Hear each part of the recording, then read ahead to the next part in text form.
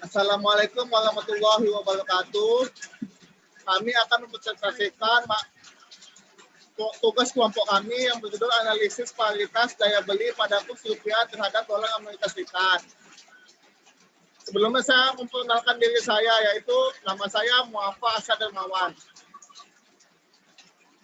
Dalam hubungannya dengan nilai tukar, tingkat inflasi yang tinggi di suatu negara akan menyebabkan harga barang-barang produksi dalam negeri menjadi lebih mahal, sehingga barang-barang tersebut kurang kompetitif di pasar internasional.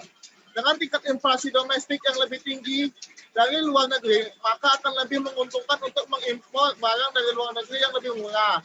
Sementara itu, jika dilihat dari perspektif pendekatan moneter, tingkat inflasi yang tinggi juga diikuti oleh pertumbuhan jumlah uang beredar yang tinggi, akibat diperlukannya lebih banyak uang untuk kepentingan transaksi. Pertumbuhan jumlah uang beredar yang berlebihan dapat menimbulkan ketidakseimbangan dalam pasar uang dan memicu depresiasi nilai tukar. Jadi, secara singkat dapat dikatakan bahwa perbedaan tingkat inflasi antara negara dapat mempengaruhi nilai tukar mata uangnya terhadap mata uang asing. Salah satu teori yang menjelaskan hubungan antara harga atau inflasi dengan pergerakan nilai tukar adalah teori paritas daya beli atau purchasing power parity theory. Teori paritas daya beli ini merupakan salah satu teori yang paling sering diuji validitasnya. Dalam teori ini dikatakan bahwa nilai tukar antara dua negara seharusnya sama dengan rasio dari tingkat harga di kedua negara tersebut. Nama saya Nurul Fadila, 1705160321. Saya akan melanjutkan materi sistem nilai tukar mengambang bebas adalah suatu keadaan di mana nilai tukar ditentukan oleh semata-mata permintaan dan penawaran valuta asing tanpa adanya campur tangan atau intervensi dari bank sentral. Atas Samuelson 1997 531 19924 penerapan sistem nilai 24 Jespol 1 nomor 1 2009. Nilai tukar mengambang bebas memiliki beberapa keunggulan antara lain: 1. Otonomi kebijakan moneter. Jadi jika bank sentral tidak lagi harus menginvestasikan pasar uang guna membangkukan kurs, maka pemerintah akan memperoleh kembali kemampuannya untuk menggunakan kebijakan moneter untuk mencapai sasaran akhir. Kedua, simetri. Dalam sistem nilai tukar mengambang bebas, setiap negara memiliki peluang yang karena untuk mempengaruhi nilai tukar mata uang masing-masing terhadap mata uang negara lain. 3. Stabilisator otomatis. Nilai tukar dapat berfungsi sebagai stabilisator yang bekerja secara otomatis. Meskipun kebijakan moneter tidak dilancarkan, proses penyempurnaan kurs yang terbentuk oleh kekuatan pasar akan membantu mempertahankan keseimbangan internal dan eksternal dalam menghadapi perubahan permintaan agregat. Teori penentuan nilai tukar, teori paritas daya beli, purchasing power parity theory. Gagasan dasar teori PPP lahir dari tulisan-tulisan para ekonomi Inggris di abad ke-19. Antara lain David Ricardo, penemuan teori keuntungan komparatif. Gustav Cassel, seorang ekonom Swedia yang aktif di awal abad 20. Mempopulerkan PPP dengan menjadikannya sebagai instansi dari suatu teori kurs.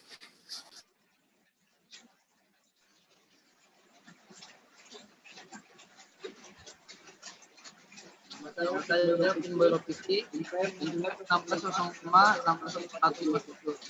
Siap Solus untuk menyatakan misalnya PIRP adalah harga rupiah dari serangkaian komoditi yang dijual di Indonesia, dan PIS adalah harga dolar dari serangkaian komoditi yang dijual di Amerika. Maka PPP memprediksikan kurs RP senilai RP dolar per dolar sama dengan PI RP per PI dolar atau PI RP sama dengan RP per dolar kali PP di dolar. Berarti relatif menyatakan bahwa Perubahan presentasi dalam kurs antara dua mata uang selama itu sama dengan selisih antara presentasi perubahan atas tingkat harga berbagai cara.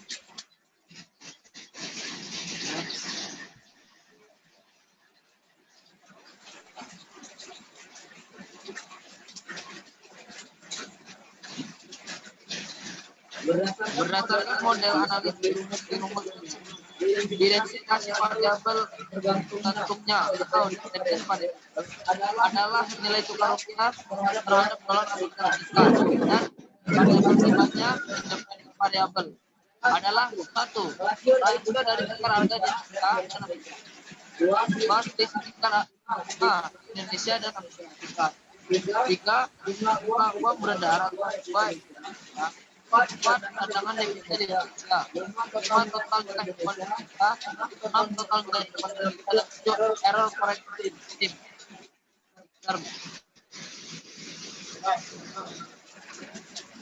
Assalamualaikum warahmatullahi wabarakatuh. Saya Muhammad Abdullah, NPM 17 melanjutkan penjelasan tentang teori tidak kelompok dan ilmu perdagangan internasional. 1.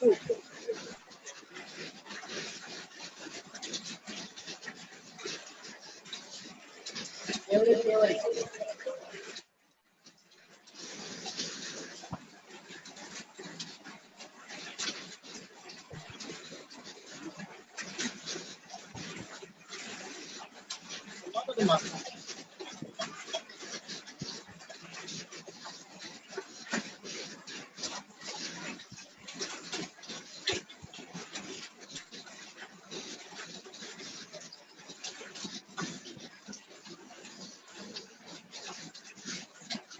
Ini.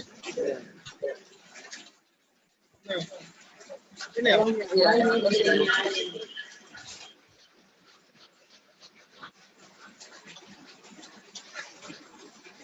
Nah, ini saya akan menjelaskan tentang teori paritas daya beli berlaku untuk rupiah terhadap dolar Amerika Serikat dalam jangka pendek atau pada sistem nilai tukar mengangkat global. Yang kedua, dalam jangka pendek, variabel yang memiliki pengaruh terbesar terhadap nilai tukar adalah rasio tingkat harga antara Indonesia dan Amerika Serikat.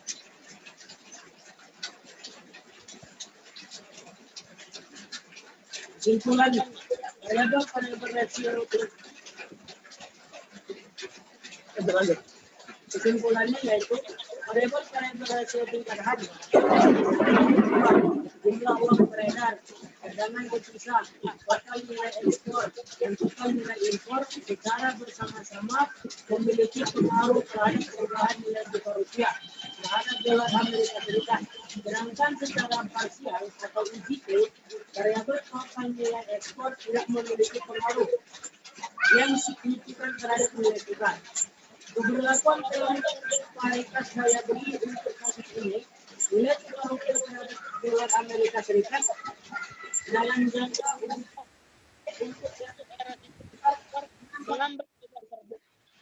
dalam penelitian dalam jangka pendek yang memiliki pengaruh dominan terhadap nilai tukar adalah rasio tingkat tidak terbukti.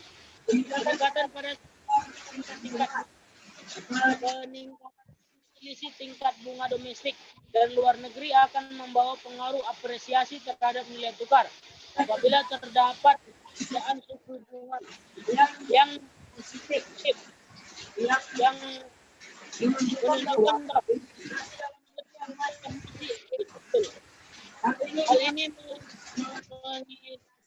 mengidentifikasikan bahwa suku bunga masih relevan untuk dijadikan sebagai piranti kebijakan moneter guna meredam gejolak nilai tukar sekaligus menarik investasi asing. Meskipun dalam sistem barang mengambang hebat dilakukan oleh mekanisme pasar, namun investasi pemerintah masih diperlukan untuk mengurangi gejolak nilai tukar yang terjadi.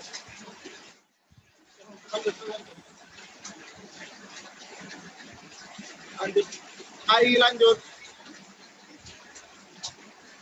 Nama saya Halimantus Saidiah. Saya akan melanjutkan penjelasan dari teman saya, yaitu saran. Perlunya menjaga kestabilan tingkat harga yang merupakan cerminan dari tingkat inflasi, mengingat perbedaan tingkat harga dapat memperburuk nilai tukar rupiah, baik dalam jangka pendek maupun jangka panjang.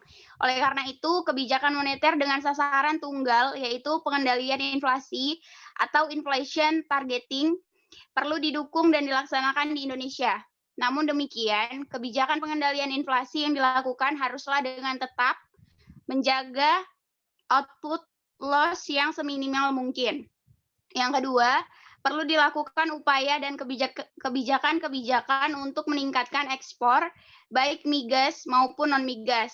Mengingat devisa dari ekspor masih sangat diperlukan untuk menambah pasokan devisa pada sisi supply yang dapat menahan fluktuasi nilai tukar yang berlebihan.